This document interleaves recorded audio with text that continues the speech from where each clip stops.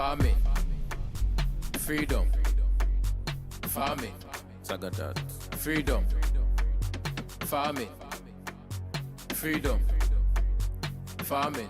We gotta take the lead, right, from the communities who are most impacted. That's number one. And yes, we exist, in your community. And we can talk about that more afterwards. We also have started to put together a What You Can Do Next Steps platform by talking with our alumni and our comrades. And so if you go on our website to the Take Action page, there's some ideas of laws you can support, ways you can jump in and help. So please do check that out. And this is some more amazing people. Giovanna Eugene.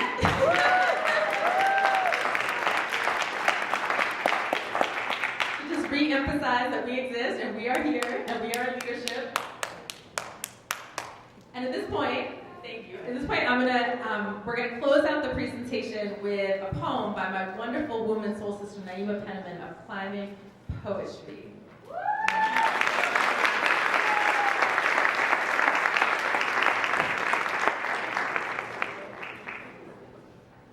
Peace, family. Peace. How are we?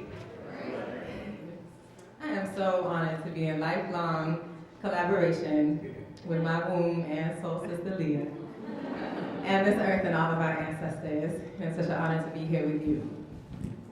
This is a poem Leah invited me to write for Farming While Black, and it is in the voice of the soil.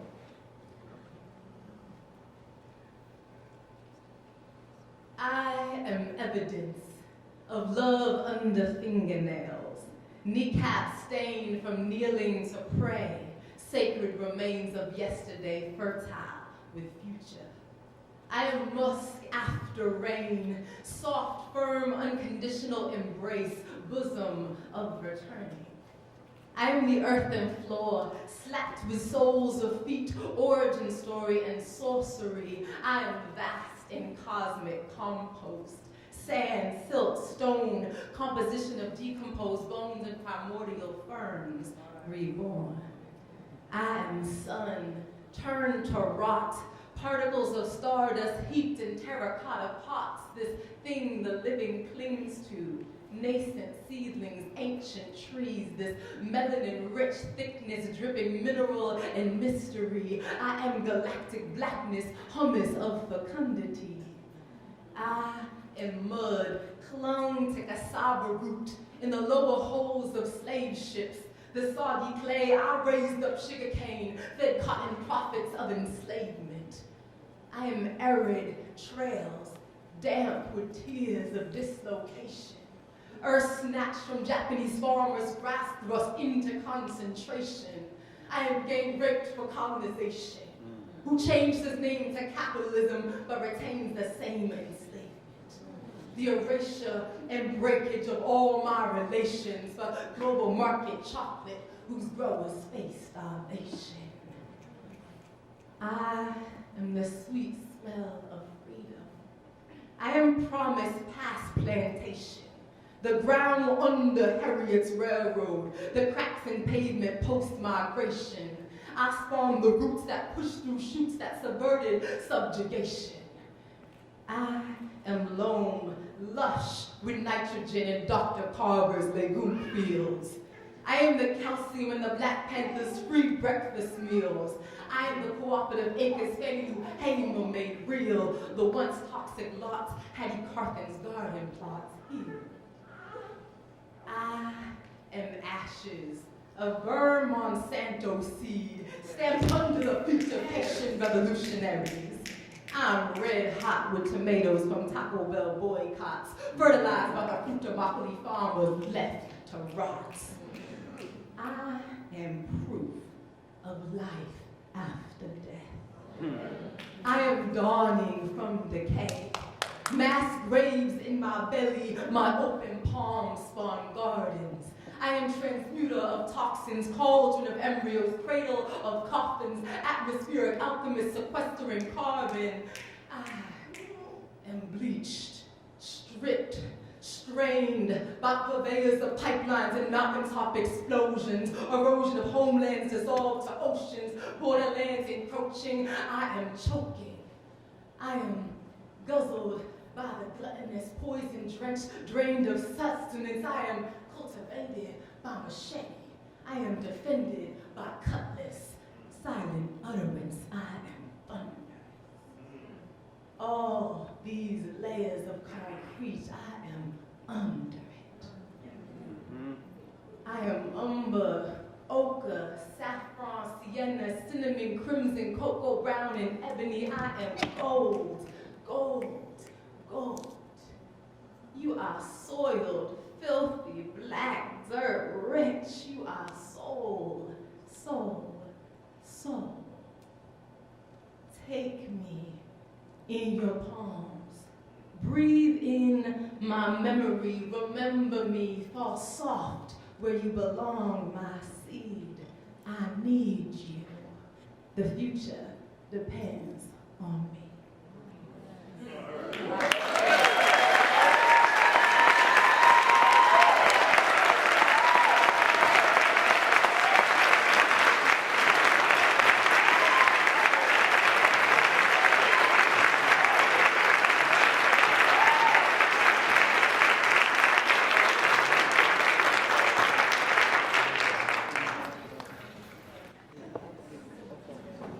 Atlanta, how have you been enjoying this so far?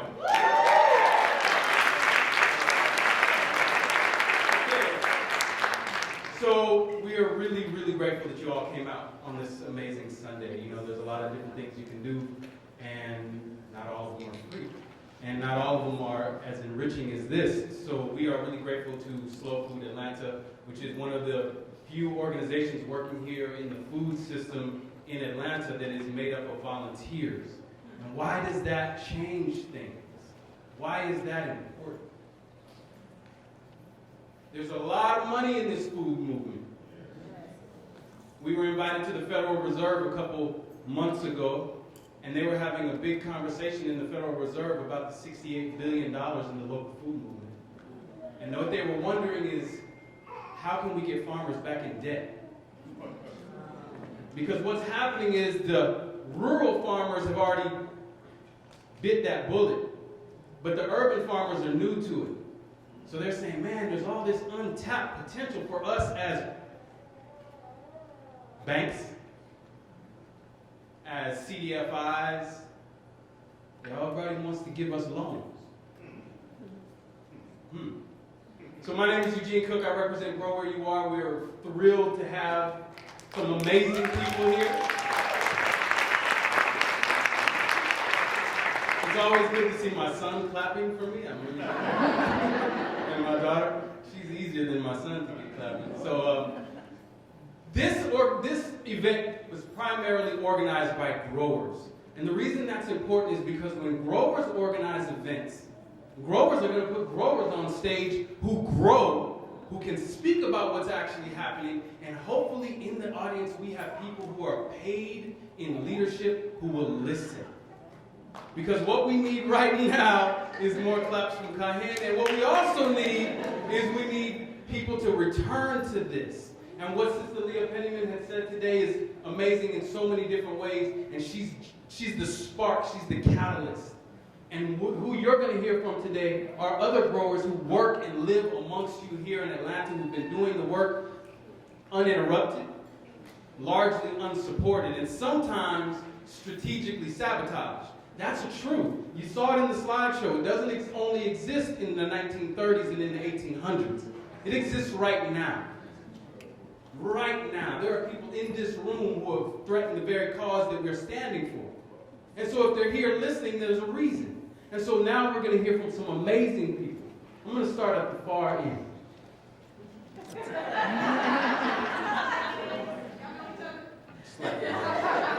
Giovanna Johnson Cook. Whoa.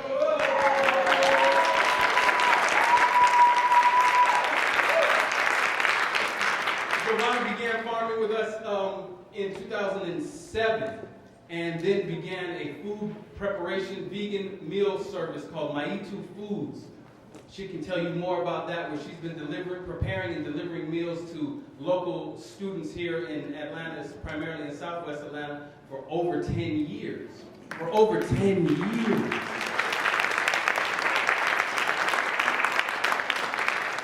This is entrepreneurship. This is not a nonprofit. It's entrepreneurship because we have children together that we'd love to continue to pass on businesses to. Next to her, we have Jamila Norman, Patchwork City Farm.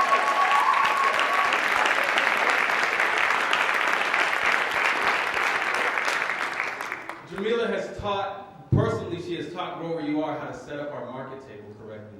Patchwork City Farms has one of the most amazing market tables when you see her and them at primarily Grant Park Farmers Market on Sundays or Saturdays?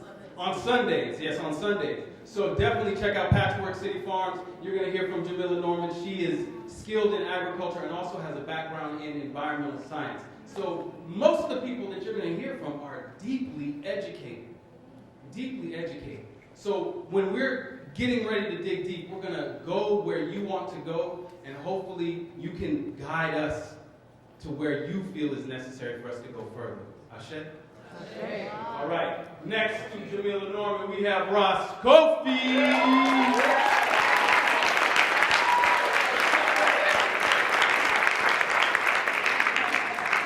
Ross Kofi presents permaculture on the farm and also a representative of Truly Living Well Center for Natural Urban Agriculture.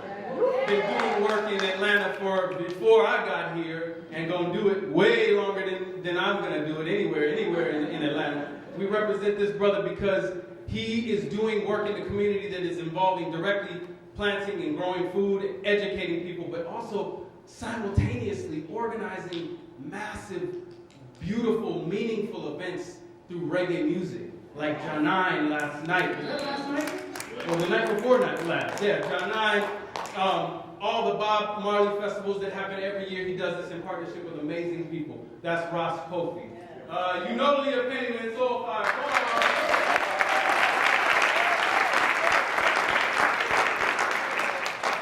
And next to her is a dear, dear brother and one of the best, or the best farmer in Atlanta. I'm just going to say the best farmer in Atlanta. Chris Edwards, Mayflower Farm.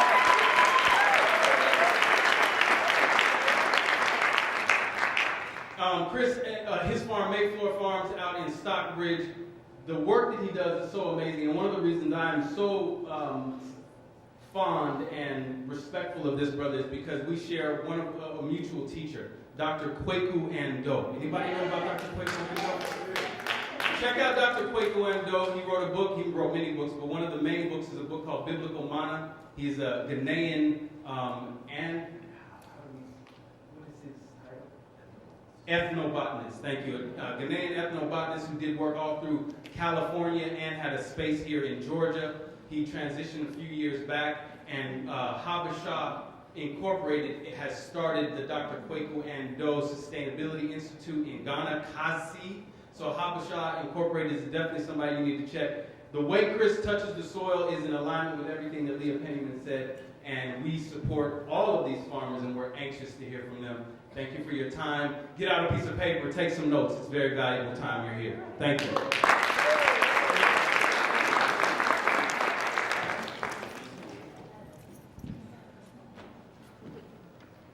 Hey everybody. I'm happy you're here. I'm Ashante Reese, Assistant Professor of Anthropology and Co-Director of Food Studies here at Spelman College.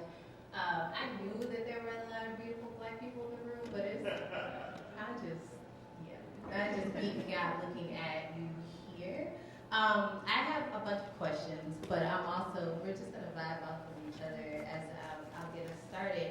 One thing before getting started, there are all these kind of accolades that the students mentioned about Leah, but recently, Leah received a leadership award from James Spears, so I think that's something we should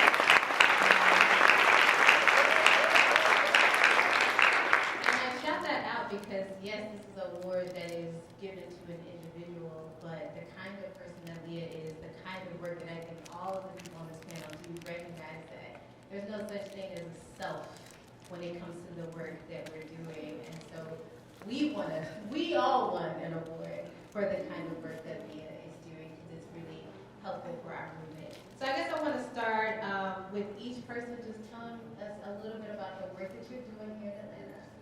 But specifically through the lens of what inspired you to do that work? How did you come to want to grow, to feed?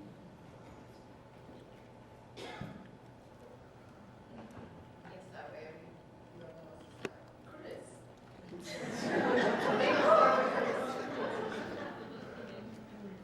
I think I'm the youngest of you, so I usually try to out. Yeah, I guess my introduction to this world came through my family. My grandmother was a traditional healer. I grew up with a backyard garden. So to me, it was a way of life more than anything. Around the time I hit maybe 14 or 15, I started to kind of take on my journey with that. Kind of accepted what my role was to be. I'm sorry, forgive me. I said around the age of 15 or so, I kind of accepted what my role was to be here on this planet.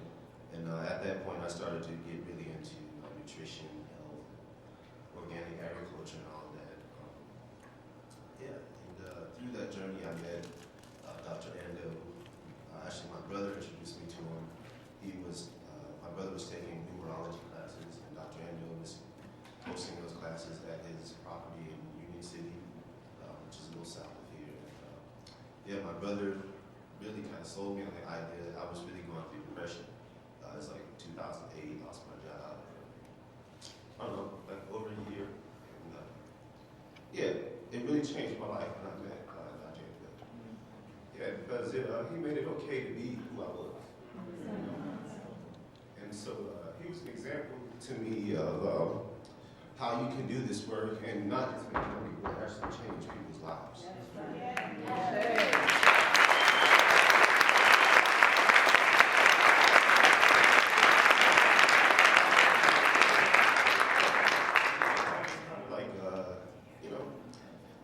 Looking back now, I realize Dr. Ando was kind of like a beacon for me, he wasn't necessarily there to walk me literally hand and foot through the journey, but he was a direction, And so, after meeting him, I found another purpose in myself aside from being a musician.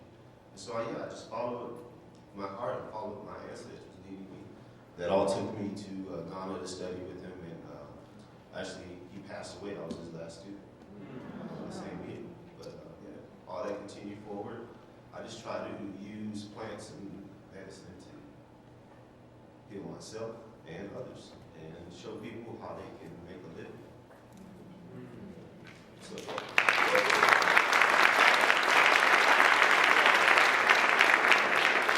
I don't know why I didn't bring tissues. I should have known from the last event that we did here that we needed to have some tissues up here for everyone. Thank you, Chris.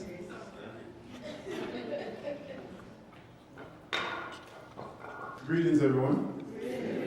I just want to say I'm deeply honored to be here, and thank you, Sister Leah. I'm just full already. Your presentation was really multi-dimensional, and just soaking it in.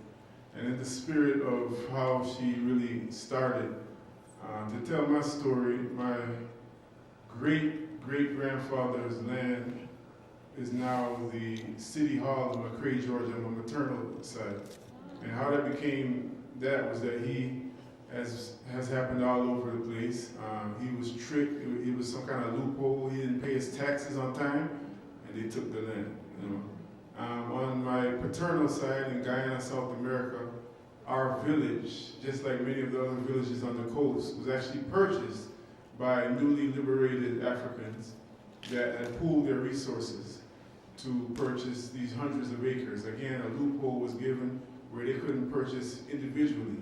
And that's a blessing in disguise because they were forced into do what our nature is anyway.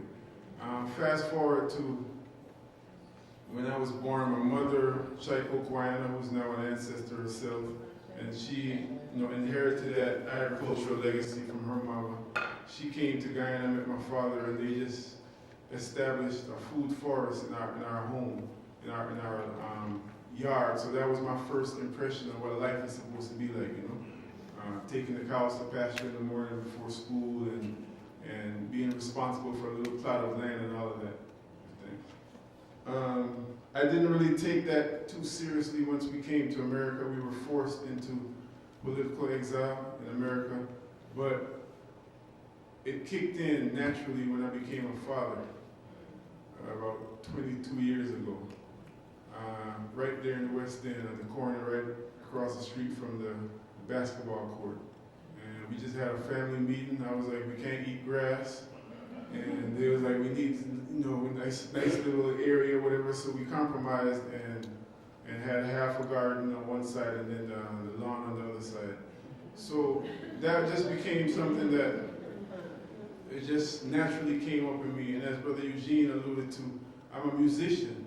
So even though farming, again, just naturally, that what was already put into me just it kicked into full gear, or it kicked into perspective, I would say. I won't say full gear. Later on, as I was living in Philadelphia and just meditating on how to present ourselves to the world in terms of music, it was very clearly told to me that my work is to bring agriculture into the pop culture. So that is really the context in which I work. And we can't bring agriculture into the pop culture if we're not farming and growing the land. As somebody said earlier, there's a lot of imaginary and virtual farmers, and we don't come from that tradition. So in a nutshell, that's what I do.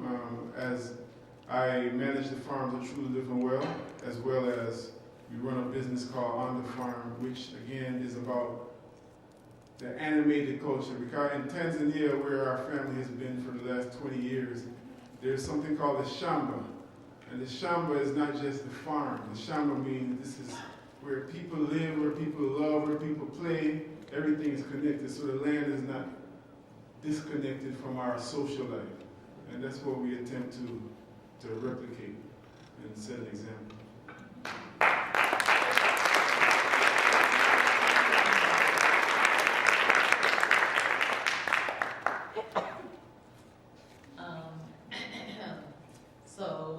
What brought me to farming? So, I don't know, my family history is in the Caribbean. My mom is from Jamaica, my dad is from Trinidad. And I had the fortune of living in Trinidad for a couple of years when I was younger in my family. And I mean, food is just everywhere. We have a lot of ornamental trees in the States, but like every tree is like a food producing tree. Every part of the landscape is, either food or medicine. So, I have that sort of, in my memory. And then just from day one, I've just always been drawn to just nature and the outdoors. I grew up in New York City, so people are always surprised that, that I had that sort of interest. And so when my family moved to the South, it was really interesting because we moved to Atlanta, but I mean, there's just so much land in the city. There's just so much green space all around. And I just knew that I always wanted to live in the West End, and I just had a vision that I would be farming here. This is when I was in high school. I left, went to Athens for school. I went to UGA, did environmental engineering, and I worked for the state in engineering for about 10 years. And I thought engineering was going to be my path to sort of like solving a lot of the environmental issues of the world, and really I'm thinking environmental engineering. Oh, this is a field of people who love the environment and they just want to make it good. And it's so wrong. Engineers are one of the biggest problems with the environment. And then I just, besides driving around the state, looking at industries, things like that, trying to do compliance, I just found myself pushing paper. And so while I was still working for the state, started farming, I moved to the West End in 2008, and immediately within the first week, it was 2 blocks down the street from Good Shepherd Community Church, and they had a big plot of land, and there was already somebody farming there, and I was like, I'm just gonna go start volunteering. And that was Miss Lizzie, who grew up in South Georgia on 100+ acres, and she would be there from sunup to sundown. And I just was like, can I help you?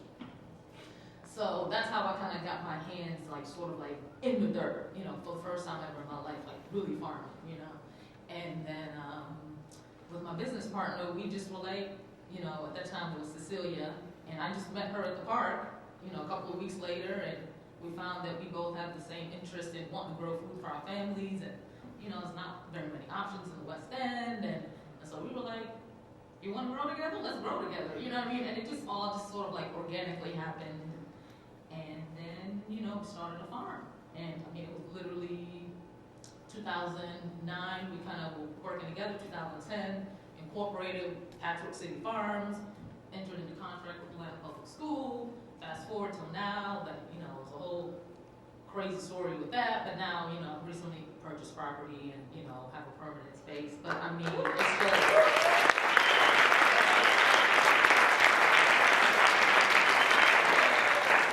you know, but I mean, like, a lot of, like, while I was at not at UGA, but like at the state working in engineering and just seeing all of the issues from an environmental standpoint, and then looking at a lot of the health disparities, I was just kind of like I need a simple solution, you know what I mean, that addresses all of these things.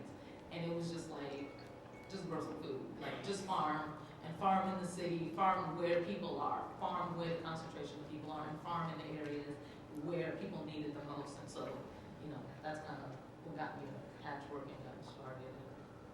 I'm still out here doing it.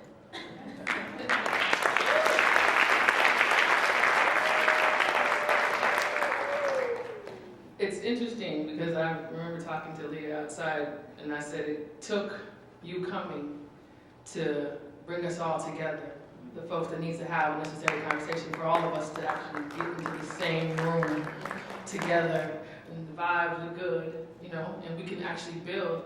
And then I'm listening to all of you guys give your introductions, and all I'm sitting here thinking is how my introduction to this intersects with so many of y'all.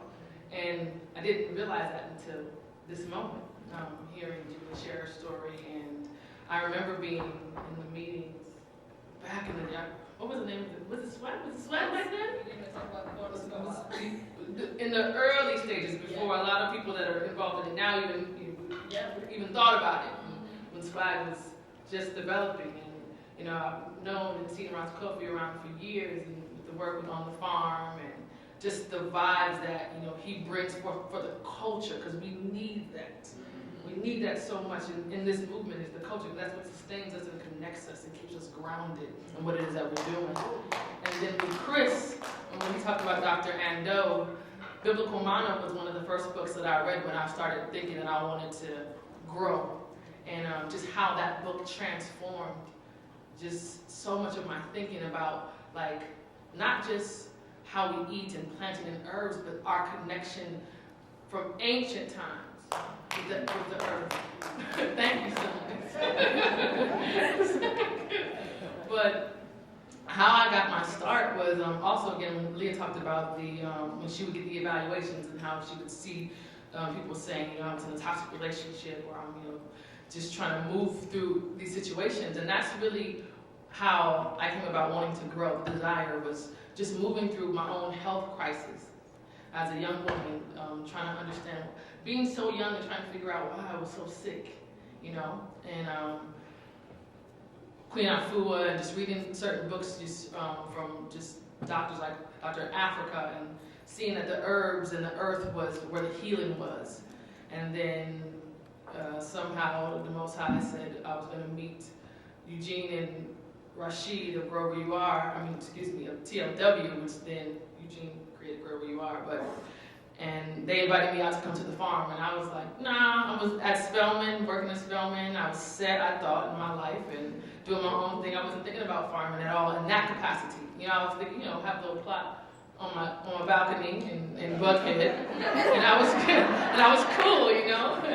And then I got to the farm, actually finally got to the farm, and I touched the earth, and that was the tabernacle, that was the psychiatrist's table, that was all of it for me. That's where the healing really began to happen, was when I put my hands in the ground, and I got to be with myself and with the mama, and just understand, like, my connection to this earth, and that, man, my healing would be what would add to the healing of the nation, and not in a vain way, but in a way that I had a role to play. That was, I had to step up into my role, and that was stepping up into my role. And so that also brought community in a place when I was so isolated as a college student here. Growing in Atlanta is what brought me into a community of just the people that I see here today with your beautiful selves. And I got to know what it was to be a part of a whole, to be a part of something. And then fast forward to becoming a mother and wanting to introduce children, specifically my children, but also the children in our community, to growing their own food and eating properly and, just being connected. So I don't know if I said connected so many times.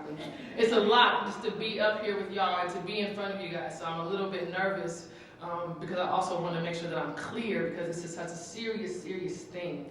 What Leah's talking about and, what these brothers and sisters are doing, this work in Atlanta and all over the nation. This farming thing is not a joke, y'all.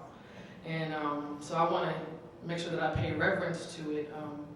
So yeah, my star is just, and the reason why I do it is just to honor my position and my role, and to stay reverent to the earth, and to honor my ancestors, because Lord knows what they have been through and continue to go through, just so that we can keep this tradition alive, so that we can know our place on this earth, and to realize that we are here. It is ours. It is our inheritance. It's not just about us, feeding ourselves. It's about us continuing to be connected to our culture and to our history and to the fact that, we started all this. So it's in us, it's for us. That is our role on this planet, to continue this work, to make sure that we are, a part of the healing process that's happening, that needs to happen right now. So that's why I do it. Yeah.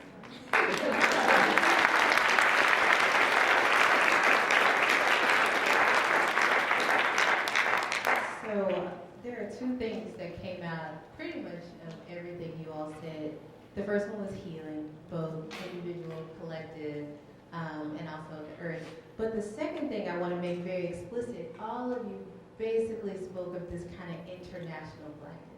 That isn't really just this connection to the local, which I think is important, but mentors from Ghana, the experiences you had in Ghana, where you grew up, all of these things kind of speak to the capaciousness of Black people and Black culture that isn't just here. So I just wanted to see if people wanted to tease that out a little bit more about how there's this grander understanding of Blackness that isn't just about your experience, if you even consider yourself a Black American, but it's your experience as a Black person who lives in America. So I don't know if people have some thoughts.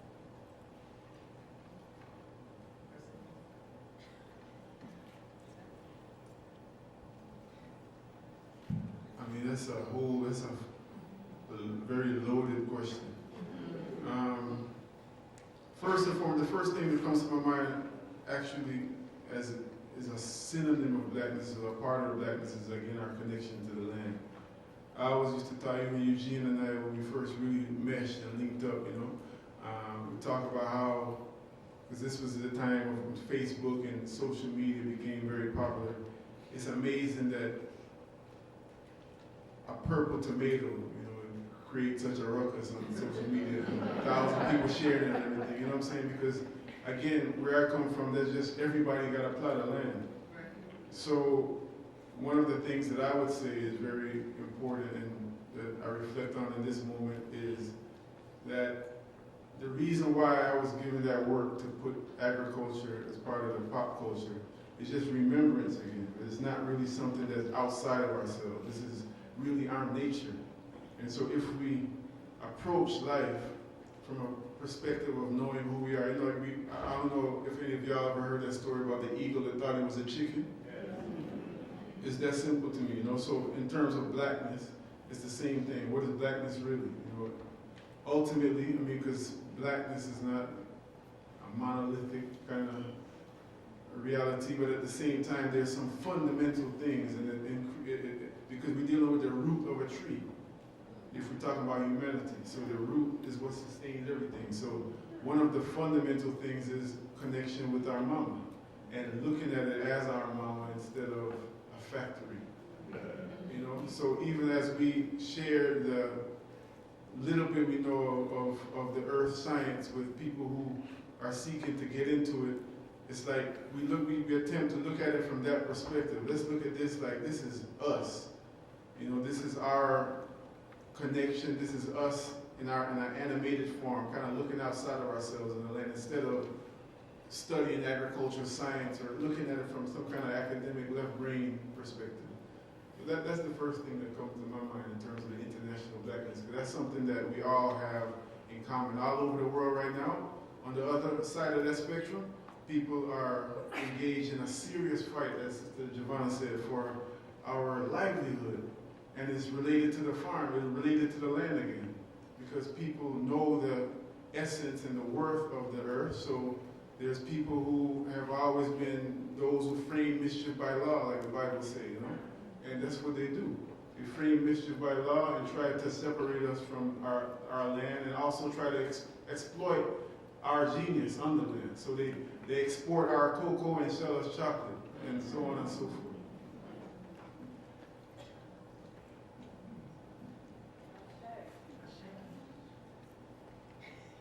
So one of the things that we know that farming, you were saying there are some kind of theoretical farmers, and in this sense, farming has kind of been put, quote unquote, on the map as something that is popular, right? Which then also means that access to resources and the competition for resources becomes a thing, and I see some nodding heads. So specifically for the Atlanta folks, because I really want to lift us up right here in this moment, what are some challenges you see in the local food movement, particularly in your individual work? And it is a safe space, and I also think we need to name these things because in this theoretical farming, it can look sexy like it's not hard. And we know that farming is difficult on a number of levels. So we could talk about some of the challenges you see in our local food movement. Good question. Where do we begin? Wow. Take your time.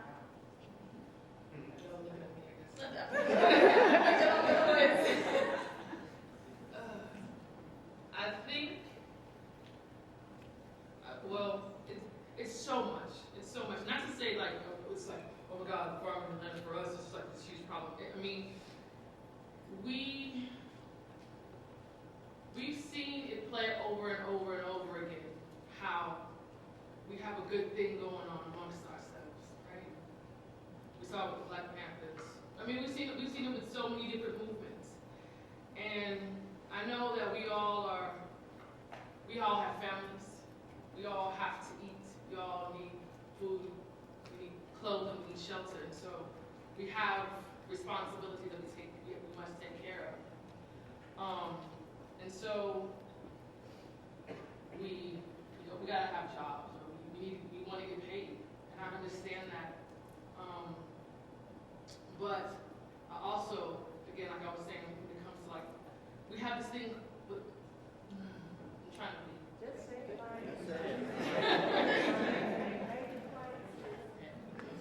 Basically, infiltration is that I think we have on our shoulders that we got to take care of our families and our communities, and it's in moments it may seem easy to say, okay, I'll take from this, or I'll say yes to this organization or this kind of setup in order to, bring resources to what we got going on. But the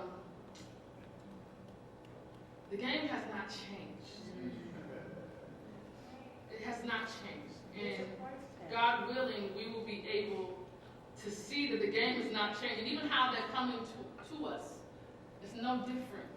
And if we continue to allow ourselves to be divided because of a dollar, when we break up our force that we have when we are together in concert for our children, for our community, then we will continue to have problems in our food community in Atlanta when it comes to Black farmers and us having farms for ourselves and for our community.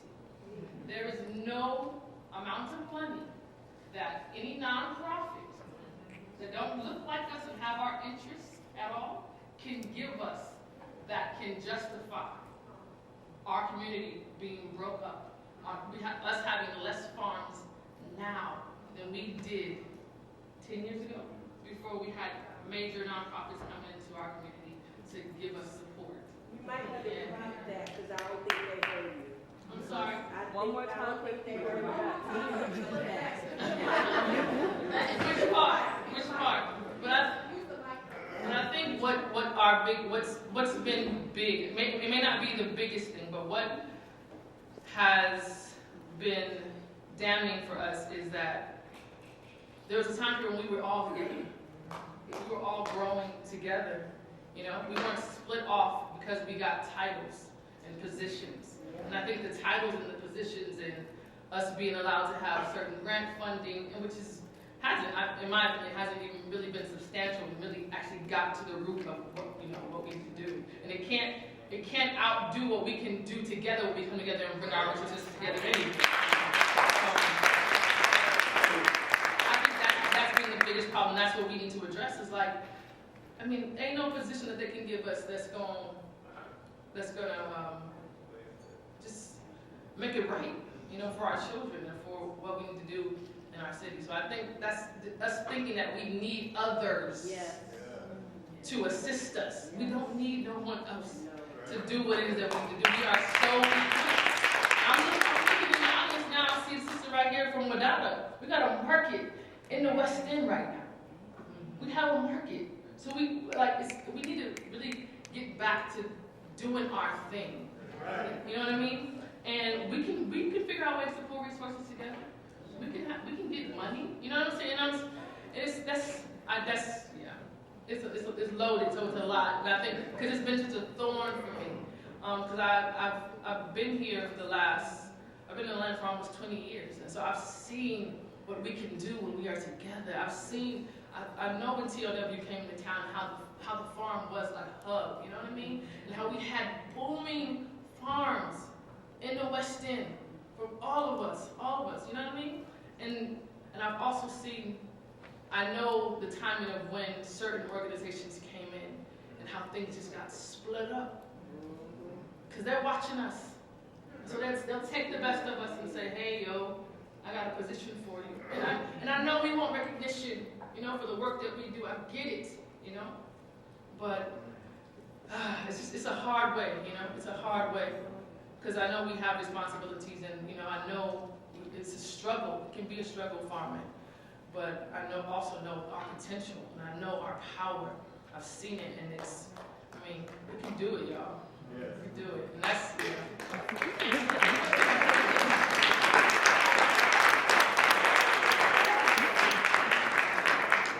Also, we ain't gonna all get along. That's another thing, too. I know we have personalities, because we're not all the same people, but we don't all get along with all of our cousins, and, you know, we have aunties that we don't, you know, vibe with. That doesn't stop us from being a family, right? And so we're not gonna always agree. We're not gonna always, like, you know, but everybody has a position and everybody has a role, you know? And we all need to come together to do this thing together, so, yeah. So I think, you know, definitely, I mean, everything that Giovanna said, I will say that also, in addition to that, I feel like, you know, like you said, the work of farming is hard, right? It's every day, it's in the soil, it's when the sun's hot, it's when it's cold, and when, you know, rain, mud, all of it. And I feel like also, because we are sort of like farmers of color, working in communities of color, who are already resource strapped, who are already sort of like, you know, it's the food desert. On top of farming, you also are expected to then also save your community from all the issues that plague them because of a system that is, you know, none of you do. So, so I think that's, you know, sort of like, you know, I've kind of gotten to the point where I'm like, and you know, I've said this to a couple of other farmers, I'm like, I'm not taking any more grant money. Because it comes with create this program or do this outreach or, and I'm like, I'm just trying to like pay the bills on the farm, make money to pay my bills, you know what I mean? Like just operate the farm, you know, and just prove that, right? Because if you can't prove to another person who is like, oh, I'm a black person and I want to be a farmer, that you can do this and at least support your family, that on its own is a feat. And then it's like, oh, but I want you to, you know, create food access for all these people, and I want you to do, and I'm like, I can't afford the food I grow. I couldn't pay the prices that I charge for my people. You know, I have to worry about, can I make enough money to make sure I don't lose my home? You know, these are all the issues. So, like you said, I mean, the money comes in, but it's not really enough to sort of like really support your farm. You know, it's just enough to kind of like, okay, I can buy a tractor and do a few things this year. All right, but now I got to worry about, okay, my processing area. You know, okay, we'll figure out what we do about that next year. Or, you know, so it's just, it's more than what people have seen, but it's not really enough to like really transform anything. So it's not really like, you know, it's all good. So, I mean, you know, my strategy has just been like, okay, I'm just gonna do me. I just gotta circle up and get my people around me and, you know, make my vision and my plan. So it's just that burden of just being. And I will say, like, I feel like I don't see that being something that necessarily white farmers have to do. Right? Like, as a black farmer, you have to farm, you have to be the inspiration for your community, you have to save the hood, you know, and you gotta come over here and you know, make white people feel good about themselves and, you know, show up at their farm. So it's just so much. And keep them from coming over to your farm and taking over your customers. Right, you know, and just it's so much, and you know, and I find myself retreating, but then, and you know, I farm because I'm a loner. Like I like, it's like my zen, it's my like, you know, I like, you can come to my farm, it's quiet.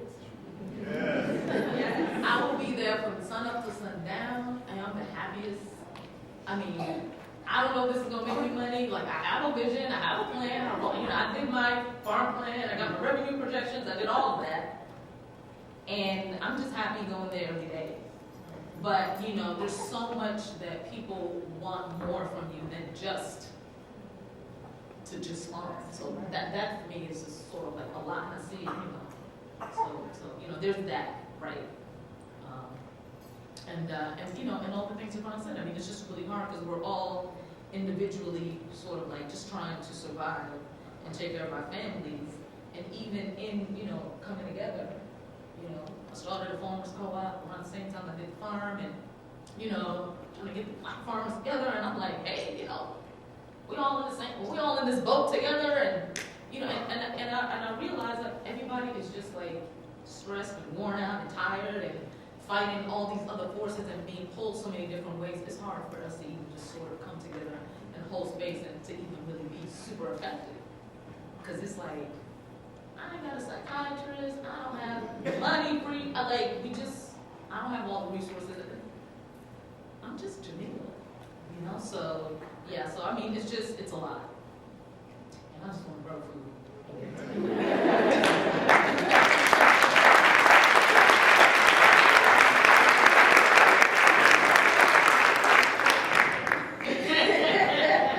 Said nothing yet, so you should.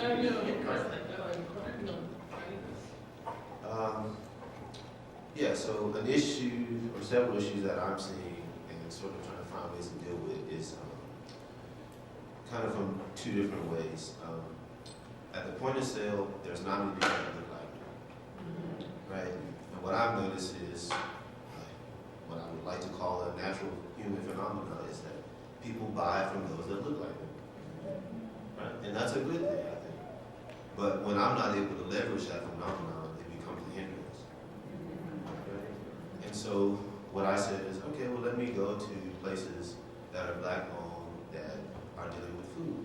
Black restaurants, you know, black caterers, like schools, elementary schools. And what I keep running into is that we as black folks, we got a lot of issues. You know, like we got a lot of trauma, a lot of things that we haven't really dealt with. And I think that is one of the main hurdles of us not being able to have positive relationships in that place.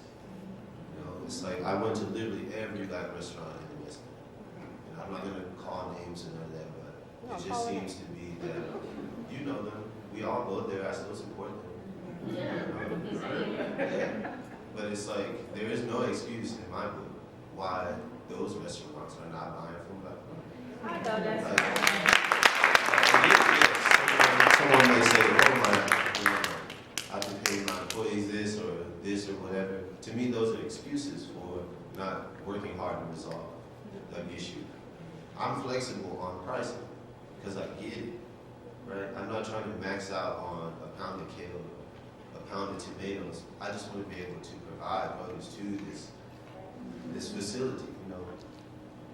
And I don't know, again, if I can speak or shape a conversation enough to have some understanding. You know, it's like we don't really have a lot of practice as Black folk working together and trusting each other. And what I see is that trust is something that has to be earned. You know, so I'll give you $10 this week, you pay me back on Friday. And we'll work our way up to it being $1,000. You know, but again, like Jamila was saying, I don't know if I have that skill set to facilitate that all the time. You know, and I haven't really found a facilitator. Somebody, somewhere, we need facilitation. We need a coach or whatever title we put on it, but to help us through that process of, again, relearning how to work together. We were programmed not to do that. And a lot of us haven't broken that program.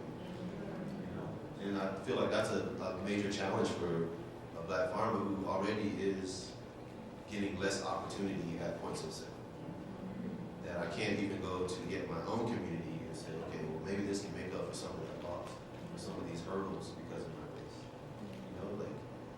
And I'm trying not to use nobody's names, but there are a few Black chefs and restaurant owners, a handful, but yet they don't have the mindset to support us. So it's like, well, there, and if I do, then if I don't. So then the other side of that is, okay, well, what other areas that are controlled, let's say, by majority white groups that I can go and make money? And then you run the risk of being token. Right? So it's just like, well, excuse me, I'm just joking. Yeah, it was like, okay, well, what are my options? What does this look like? All the while, I'm trying to create a blueprint for a younger generation. So they don't make the same mistakes and they have a more viable option to survive. It's like, it ain't easy, it's different. And I haven't found a solution. I always try to when we get together at farmers, I'm always like, hey, we gotta do something where we can all make money together. We gotta figure it out, whatever that entity is. I don't know. I mean, we're not, I would say, I'm gonna speak for everybody on this one, but we're not allowed to grow our cash crop, which is cannabis, marijuana, and heroin. I think that would free up a lot of everybody's issues in here. That's what I'm So, it's things like that where I'm like, okay, well, maybe this is that solution now. I'm kind of digging, trying to scratch it. I'll just say one thing. Like everything that happens outside is a reflection of the internal world. And at the end of the day, what everybody's saying is aid travels with a bomb. It's a sister named Jean Binta Reed. She's a poet. And she has a song called Aid Travels with a Bomb. Right?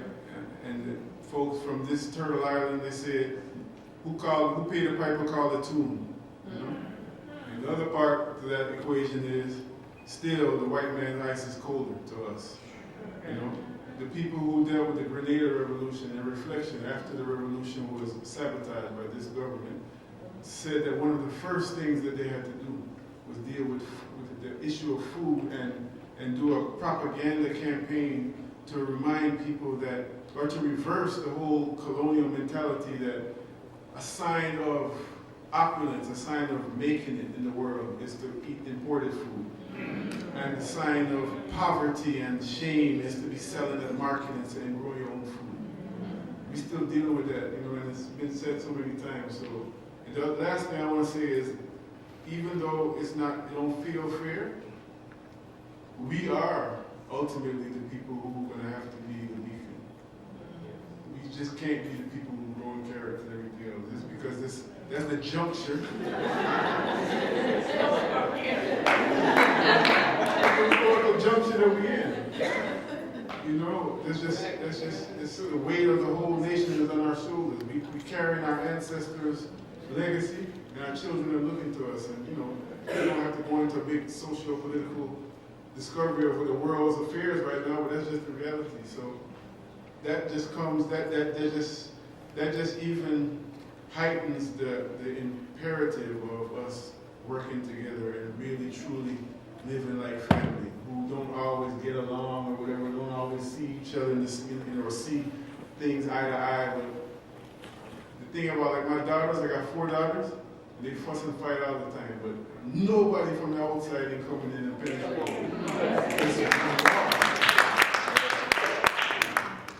So I have one more question, and we'll take a couple questions from the audience. But first, I just want to say, I want to acknowledge the fact that it's not always easy to have difficult conversations in a room with cameras, with people live streaming and all those kinds of things.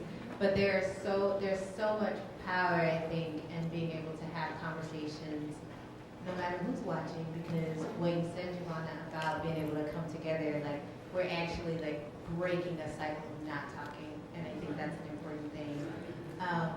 My last question is one that I think comes up a lot. So we got a bunch of people in the room, I know some students in the room, some future growers, potential growers, struggling growers, we don't know who's in the room. And people get overwhelmed by all the stuff that's happening. Climate change, we've got natural disasters everywhere. We're trying to survive. It's not just you're trying to grow, you gotta pay your own bills. What is one little nugget of hope or advice that you would give to someone out here who might be overwhelmed by all the stuff that we're hearing and feel like, so what's the point of hope?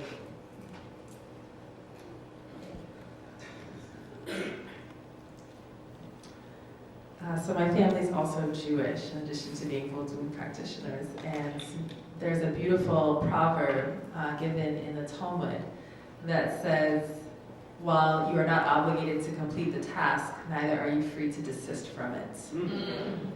And I think about that a lot because the way that capitalism has infiltrated my own mindset is sometimes I get thinking in quarterly returns. Like, what are we gonna accomplish by March, by June, by September, by December, 3-year, 5-year plan. It took generations to create these interlocking systems of oppression and earth destruction. And it's gonna take generations to undo them. And so the steps that we take now, we might not see. We might not get to the mountaintop and really see the promised land, but our children and our grandchildren will. And so thinking in a 7-generation framework instead of a quarterly framework is helpful for me.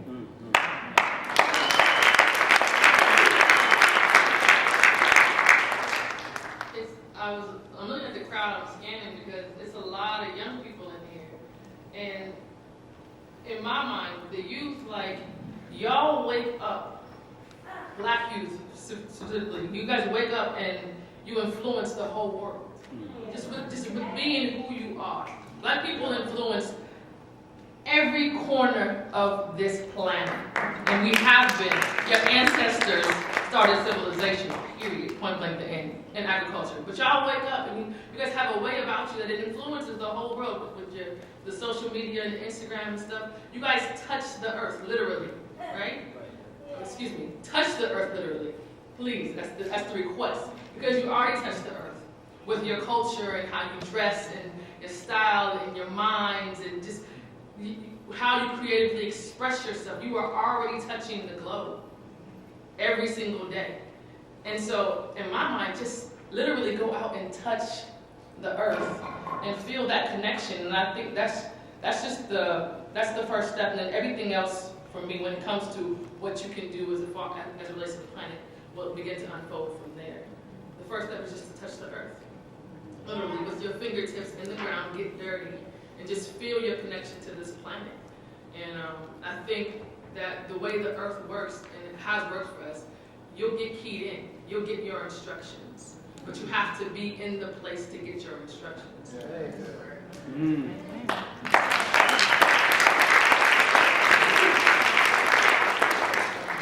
So I will say for me, sort of when you asked that question, I just thought about like a seed. Like as much as you know, farming can be like so overwhelming and like, oh my God, how am I gonna pay my bills? I know that like I'm not put on this earth to figure out how to pay bills. Like that's not my purpose on this planet. You know what I mean? Like, and that was my thing, like leaving the state, like this is ridiculous. Like, you know, so like seeds are so amazing. They're so tiny. And then like you put them in the ground and you like, you know, cultivate the earth and you do what you do with your soil and then they just like bloom and blossom and then there's like so much food, like I swear, springtime, I'm so excited. Like it's just amazing. And I think anybody that like has that experience of just sort of like planting something and like seeing it, like, you know, and it's a cycle that repeats itself like so many times in a year. Like, I mean, you have kids and, you know, and it might take you like 20, 30 years to like see the food. Like, you know, like I have 3 boys and I mean, it's a long journey, you know what I mean? But like, arugula is like ready in 30 days, or micro greens. I mean, like, you just created like food and sustenance for people, you know, and then it's like, it tastes so good. Oh my God, I love food.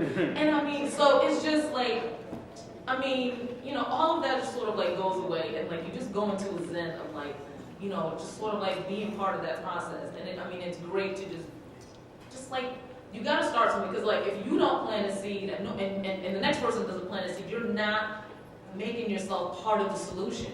If you're just sitting around and mulling about what can I do? Like do something. Like, you know, like you started in bucket on your porch. Like, yeah, I'm growing in a pot on my porch. You know, and sometimes you find yourself like, you know, and then you expand and then you go somewhere else. But like, you gotta start somewhere, even, you know, and it doesn't have to be farming, you know, like, you know, you wanna recycle at your house. Like, just whatever, like, start somewhere. Don't let what seems insurmountable stop you from like doing something, you know, because we all know something we can do. You know, and then that something leads to other things. But I mean, I'm just like, seeds are amazing.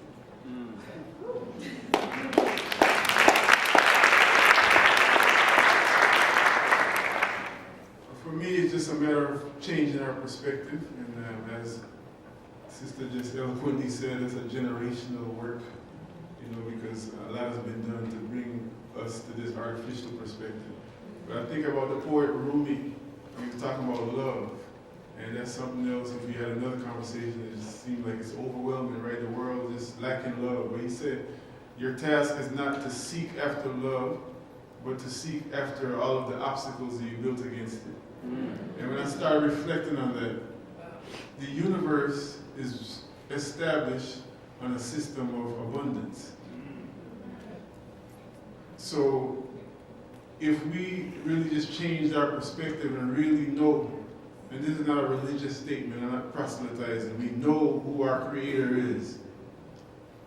And then that don't just mean some kind of personality, some picture in the sky, something. That really means we understand the essence in which we were created.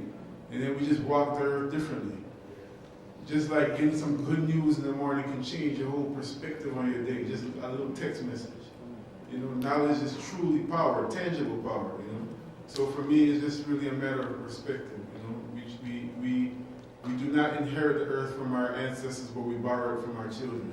If we know that and we know what we're working with, then people can't come and smile in our face and you know, give us a 6 for a 9 and get us to you know, vacate our posts and all them other kind of foolishness that's going on, you know. We just know who we are, and we've done it before.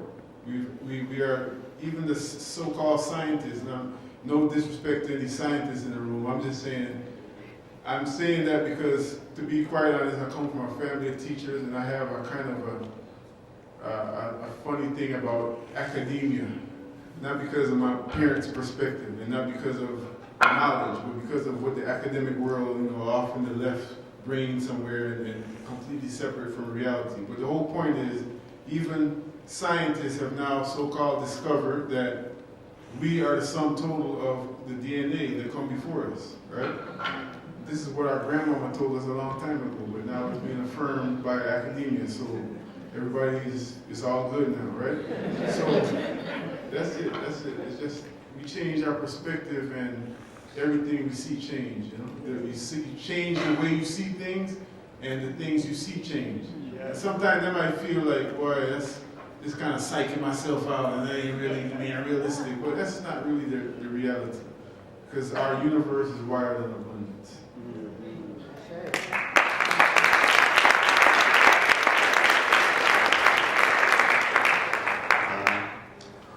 Yeah, as far as nuggets go, I would say to start the healing process. You know, start your rites of passage, plant a seed and eat. That's a rite of passage. Grow more than you can consume and give it away. That's a rite of passage. Right? And to me, that's helped me. That's where I started.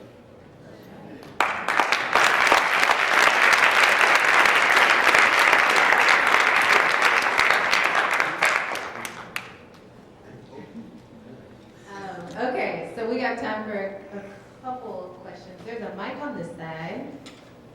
There's not a mic on this side. I think I have it.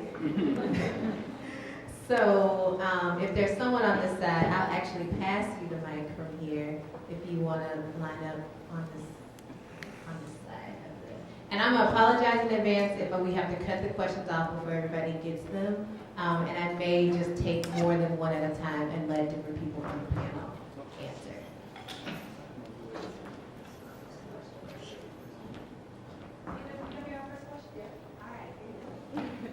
So, at SoFar Farm, what is your Goal. Yeah, what's your goal over at SoFar Farm?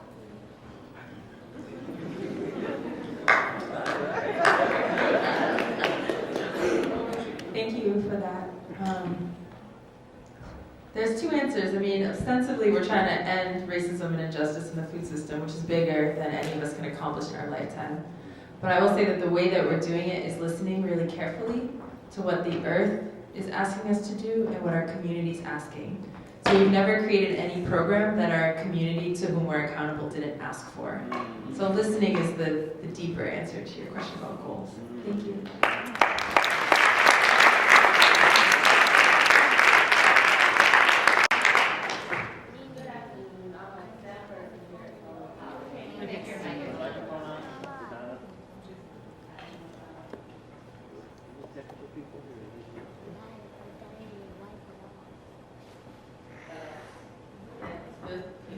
Hello? Okay.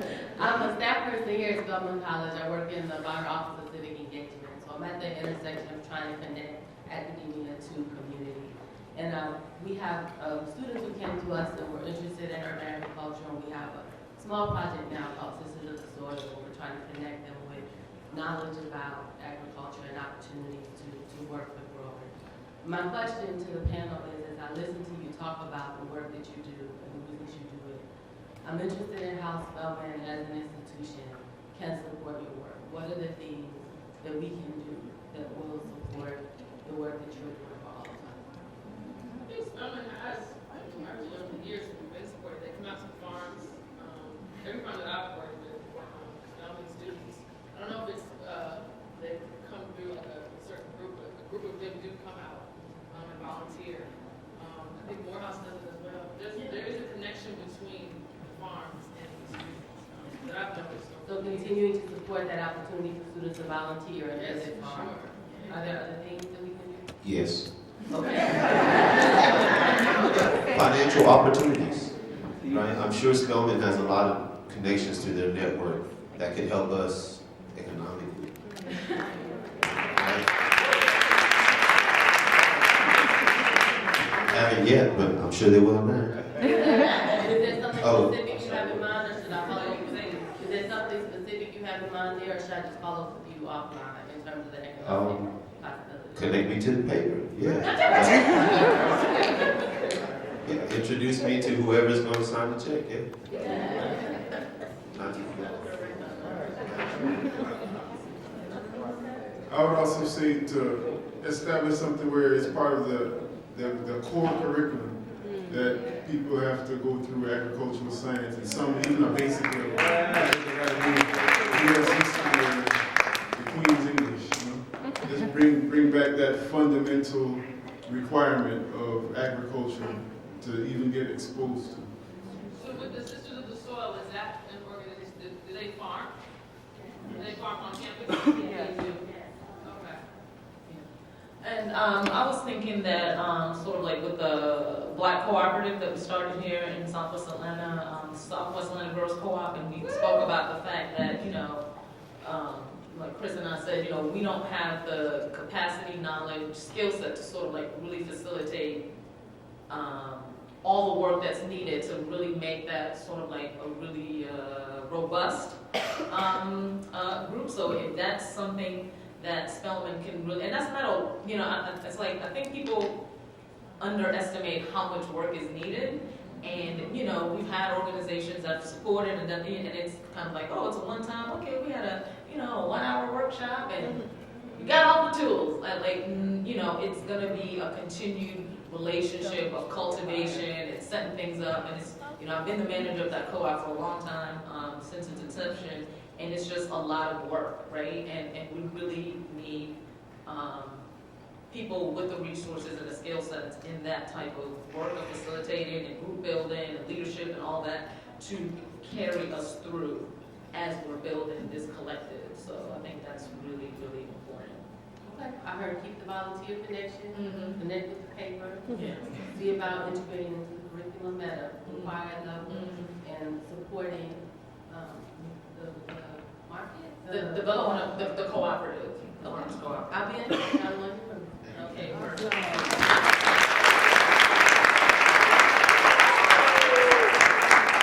Add really quick too that universities can leverage their purchasing power in their food programs to support Black farmers.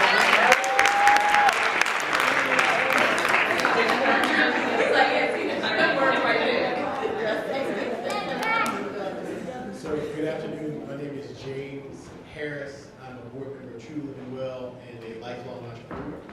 I'm going to ask a question to give a little context so y'all can make it easier for me to answer the question. But my question is, do any of y'all know, do you have a model in your head for what a Black farmer's market, a successful Black farmer's market looks like? And have you seen examples of this? And I need this to be culturally relevant and important to the community, meaningful to the Black farmers. And I'll give you a little preface. I went to the Grant Park Farmers Market this morning, which was held at Eventide, and I felt really guilty eating my really expensive pizza and donut sitting there. You know, for 2 hours, I only saw maybe 5 or 6, maybe 10 brown faces come in and out. And I don't think I saw any African American farmers there at all. And so I'm doing work in Pittsburgh, historically Black community, second community founded by free slaves in Atlanta. We're building a $27 million complex on 8 acres of beltline frontage, and we've been tasked with building a farmer's market. And so again, I asked you that question, though, what can we do to create that thing if we don't have examples of it? Can I get a little clarification? What do you mean by Black farmers market? Yeah, one that is reflective of people who are growing, who are selling, who are making food products. A place that people feel like is culturally relevant to them. I don't feel like most farmers markets in Atlanta are culturally relevant. I take my daughters, they grab and go, they're ready to get back in the car. You know? It's not a place they want to be or hang out. That makes sense. Well, just to start a little briefly, in Guyana, that's all I know is Black farmers market. Black people and these farmers, and they come to the market. And I'm not being funny, you know, but in terms of what you're saying, the culture is the part that is the missing link from what your experience and your children's experience. So there's just things that Black folks do, just like any other culture, that just are part of our whole reality. Malcolm X Fest every year, as an example, is something that we always get this beautiful glimpse of how it could be when we live like this every day. People exchanging, you know, resources and all that kind of stuff. So just the infusion of culture, and as somebody said earlier, just listening to whoever the people are that are most directly served in that context, I think is a part of any formula that's going to be successful. Thank you. I know I've traveled with love doing the farming work with Eugene, and whenever we are at a market, it's Black women are who run the farmers market. That's globally. Or if not Black, if you go to India, it's Indian women who are running the markets, you know? So it's, I mean, and I know that we have markets that happen in the West End. They happen, I believe, weekly, and they happen in seasons. and they are black markets. It's just, I think people need to come to the markets as well and support. I think that's what becomes taxing, is that the farmers show up and they come into our communities with our farms and with our goods, with people who cook and who make clothing and who make hot sauces and do all kinds of things in the community. But we need y'all to show up to the farms and support the farmers, because a lot of y'all do go to Grant Park Farmers Market. Y'all go to, there's another, East Atlantic. Y'all go to those markets, because when we're there, our Freedom Farmers Market, black folks are coming to those markets too. We just need y'all to come to our markets as well. So that's in my humble opinion. And I was having this conversation with James earlier, just talking about farmers market and kind of giving him my insight about, as Swag again started in 2010, and we operated a farmers market in the West End for 3 years at the Wren's Nest. Thank you, at the Wren's Nest. And I think there have been many iterations of people of color, black people, starting markets in the communities that are the food deserts, that are that just haven't gotten the support that they need. So, you start off strong, you got 20 vendors, everybody looks great, it's beautiful, farmers' tables are full, and either, I don't know what it is. I just get down to the point of like Chris said earlier, there's some people who only want to buy from themselves, from people that look like them, right? So we have a lot of people that sort of move into the community. So these are gentrifying neighborhoods, and they just don't want to come to the black market.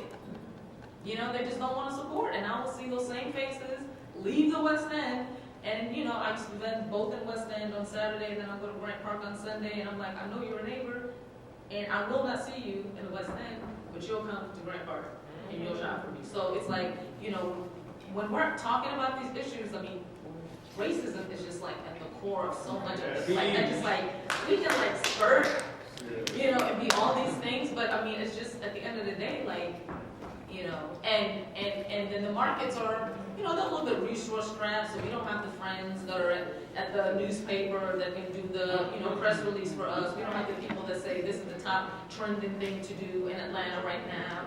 We don't have, the Fred that can just design the awesome website. We don't have all those things, so you're we literally ran that market with $0 for 3 years, and you do your best. And the Wren's Nest gave us the space for free, so that was the only thing we had, But space is not enough to get a market going. A market is like putting on a party every single week. Right. You gotta curate so much, and so it's just you already have so much against you when you start. And so I don't know if there are other places in the country where people of color have sort of come together, and there's a market that's sort of started by black farmers or black communities that are thriving. But I know that without needing to know, needing to have the example, that there were, right? I just know that there were, because black farmers were and black communities were, and they were thriving.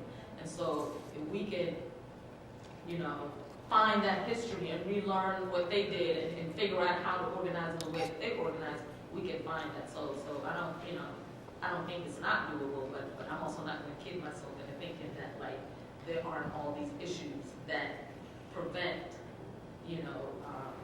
us from having successful markets, because they're real. Well, like we said, a lot of us still think that they're ice is cold. What you said? Yeah. I know I saw the sign. I got to say real quick, just because we're on this subject, just so you know, right now there is a group of people who are planning to and looking to put a farm in the West End on the day after the West End Farmers Market. And they're coming in because they know, what was the expression? The expression is they're coming to get the money from the big buyers in the Western community. And that group does not look like us.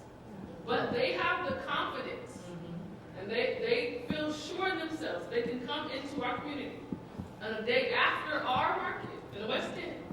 And because of our buying power and our spending power, they know that we will come to their market and they will be able to have a successful market in our neighborhoods.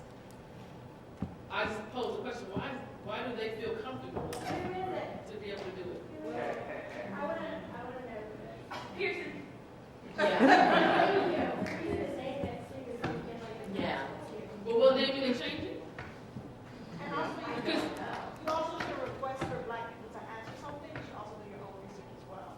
So just also want to name that. Like, it's great to ask questions, but also remembering their record and also remembering that it's not always safe for them to answer your questions. Yes, and also we need to understand that words and what we say has power. So when we do name these like horrible people and places and stuff, like that just gives them more power. So like understand what also goes into and what's put into your name. And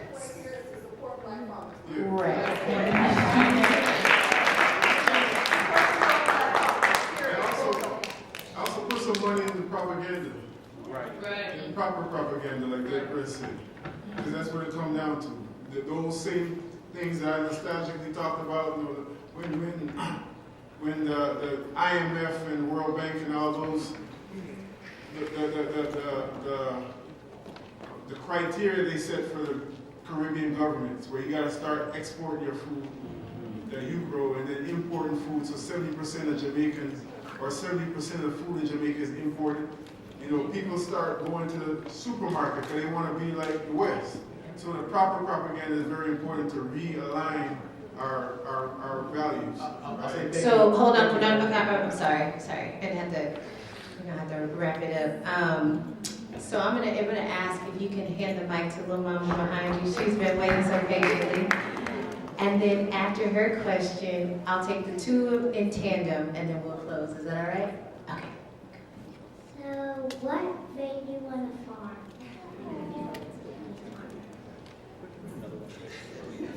You made it. You're the reason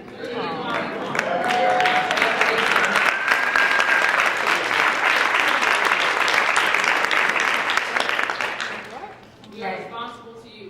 So we farm so that you can eat, so that you can be in a community where you feel safe, and we know that you got adults that are working for you for your future. That's why we farm.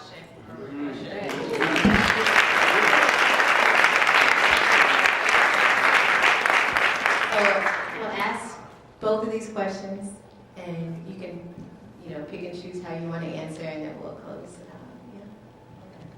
Hi, everybody. You're all my elders and teachers anyway, so I feel like I may need to defer. So if I can get with y'all offline, and then you can go ahead and use the rest of the time. I'll gladly take that baton. My name is Jamal Castillo. I'm a recent college graduate. I've been gone from Atlanta for a minute, so it's like a pleasure to see functions and things like that being put together for Black people. I'm gonna start by saying that. My question is, as someone who's into sustainability and also potentially education reform, you see there's a lot of young people, as the young king just asked earlier, and the young lady asked, how do we get schools interested in providing, farming programs for kids? Because once they see, seeing is believing, especially for really young ages. So if they can see the process of a seed and then, plant or tomatoes or what have you, my question is, have you guys worked with schools, especially public education reform and stuff like that, to get kids on the soil? That's just my question. Every day. Well, that's the work that I do. Actually, I work with schools in West End, providing food for providing food for them, but also just coming through and planting trees and working with the youth, putting spores in mushroom logs and things like that. So I think for all of us, schools come to the farm all the time, but I think for us to be in the schools, that takes resources. I don't have the answer to that as far as how schools allocate resources for certain things. I think that's an education. Yeah, I will say the first iteration of Patchwork City Farms was at a functioning APS public school, Atlanta Public School, and we thought naively, wow, here's the farm, and here's the door to the to the cafeteria. Like, this is perfect. We can just go from the field to the cafeteria. Well, there is a company called Sodexo in the middle of that. And, they have a contract for food distribution for all of APS. So, if I can beat them out in the contract, boom, I'm in there. So, so food into the schools is not a direct pipeline, right? And then part of our contract as well, operating on the school, was to do programming with the students, which we did. But again, the teachers, so we had a student garden, we had a community garden, and we had the commercial operation. It was only like an after-school garden club was like the only way that you can really engage the students, because teachers have 1,000,001 things that they have to teach. Farming is not on the list, and students don't even go outside. So it's just, that easy access into sort of like really being integrated into their curriculum on a public school level is very daunting. So it becomes more programmatic on the outside, and it's those who are interested. But definitely the students that we worked with, like you said, they see it, and there were students that when we were done, they were like, I want to be a farmer, which is like, that's of course, that's amazing, right? And then they start to remember sort of like their family history of like, oh, my grandmother kept a garden, or is from South Georgia, or this, that, and the other. So it does create those connections, and it does create those opportunities for remembrance. But to just like really be in schools is child. I'm gonna run it back, because there are ways. You find a teacher that, like a science teacher, I think that's where we are, has done that with Maynard Jackson. You find a teacher who is enthusiastic about her students, or his students, growing food and learning about agriculture, and that's your way in. Right. You can get the teachers behind it, and you can get those. Even if it's just an after school, where kids stay after school, or it's part of their curriculum. And there are ways into the school. There are ways around. Yeah, and that was our experience. There was a teacher in the school who was like super committed, and she was like, "That's I want this for the students." And it was through her class that this relationship sort of like really flourished. But then she left. That was that. Which is why I think too we need to aim high and make sure we're talking to our school boards and our state Department of Ed to actually change the core curriculum so it's integrated and required. So I want to acknowledge that there's probably more questions than we had time to answer. There's be some time to mingle out, and maybe you can not just ask the panelists, but there really are a lot of other people who have expertise in the room, and so hopefully you'll talk amongst yourselves. But I just want to take this moment personally to thank you all for letting me be a part of the conversation. It's really an honor. And we'll give them, our panelists, one more hand.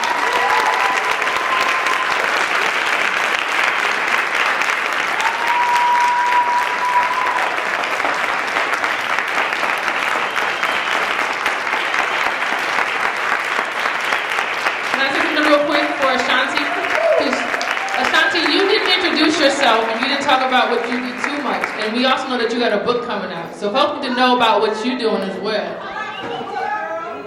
So Dara's my hype person. She also wrote the foreword to my book, which is called Black Food Geographies, Race, Self-Reliance, and Food Access in Washington, D.C. And I really tried to look at how Black folks do have a legacy of self-reliance, community self-reliance, and how we grapple with that in the context of corporations that don't want to feed us.